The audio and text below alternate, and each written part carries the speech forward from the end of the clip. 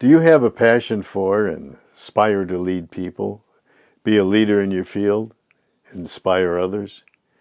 Do you have the skills and tools necessary to become a successful leader? Ask yourself about your level of self-awareness. What is self-awareness?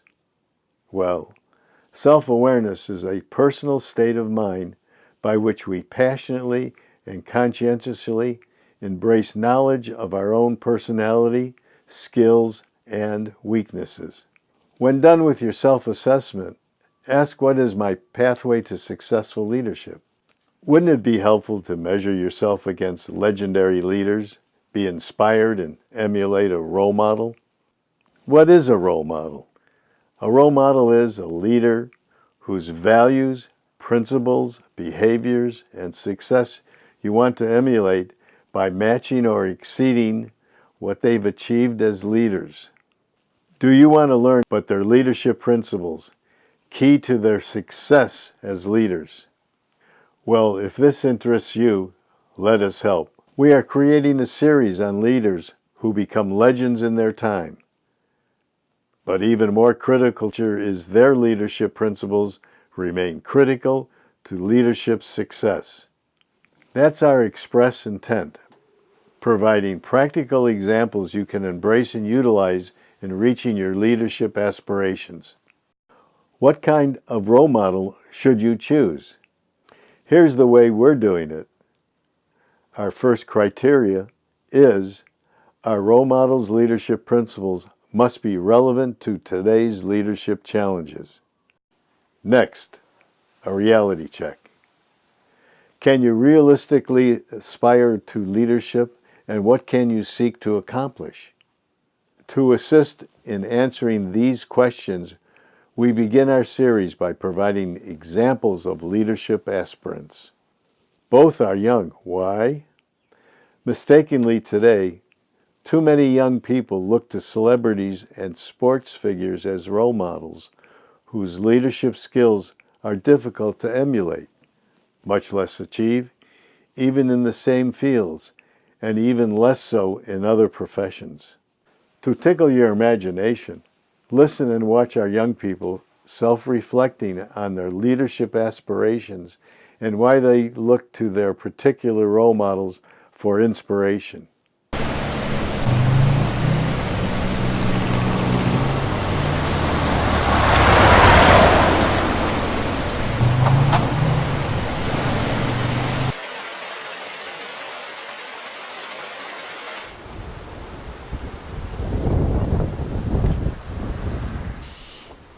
My daughter Anna is precocious.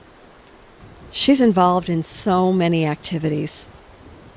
Anna is determined to make her mark on the world. This is her story.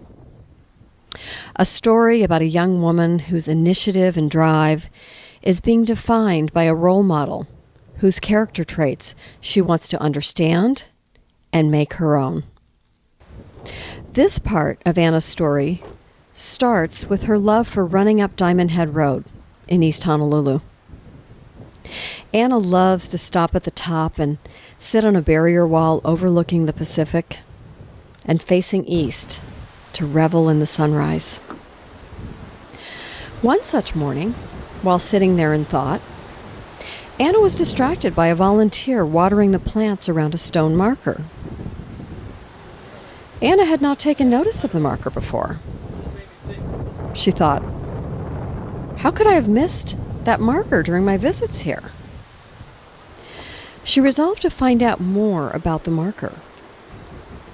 So on her next run, she stopped to read the inscription on the marker and saw it was in commemoration of a visit by Amelia Earhart.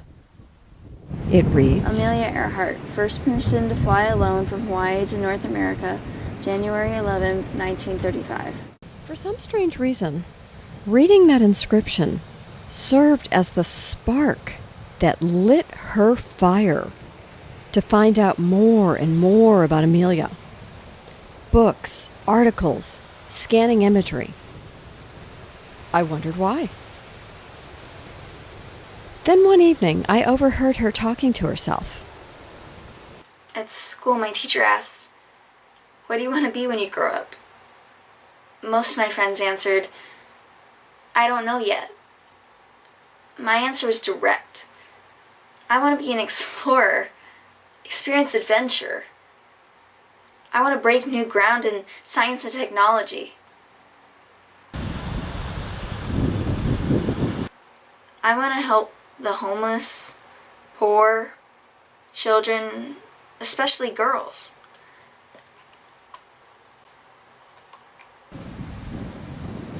The teacher also asked, "Who inspires us?"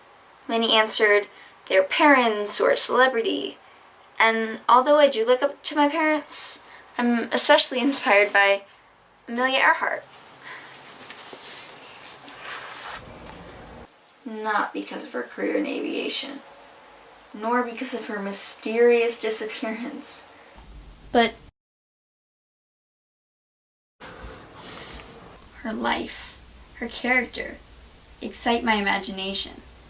Amelia incites my passion for exploration. Her life provides practical examples by which to progress and achieve my objectives. I intend to capture the essence of her character, understand her drivers, and follow her leadership example.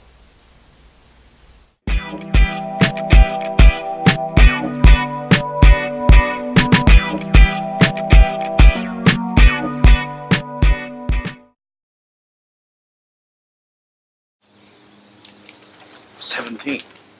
That means I've only got 1 year left till I'm able to enlist. You know, my dad was a Marine, as was his dad before him. And I will continue our tradition. But more than that, it's a tradition that I've aspired to all my life. I've watched every single video about Marines, read every article and book as well. They all inspire, but none more so than when it's about Chesty. I want to become an officer, but the only way I'm going to be able to do that is by enlisting and proving my readiness and ability to become an officer. That's what Chesty did. And by the time he retired, he was a Marine Corps general. Chesty is the most decorated Marine in the Corps' history. He's my type of leader. And I want to be like him. Are their aspirations realistic, realizable, achievable? As for our young Marine aspirant, we know that it wasn't until World War II that African Americans could participate in the Marine Corps. However, today they constitute more than 10% of our Marine Corps. And in aviation, female pilots, both in airplanes and space vehicles, continue to expand their presence and make history. However, there remain many challenges for these and for all aspirants. Not only are there still barriers, competition is fierce, and only the best of the best will attain their goals. Become one of those successful aspirants. Our aspiration is to inspire you to achieve self-awareness, learn from our role models and discussions, and assist you to develop your process of leadership development and define your leadership principles by which to reach your aspirations in whatever leadership role you intend to undertake. Mahalo for watching, and get ready to share with us the leadership principles of those two larger-than-life role models. Aloha!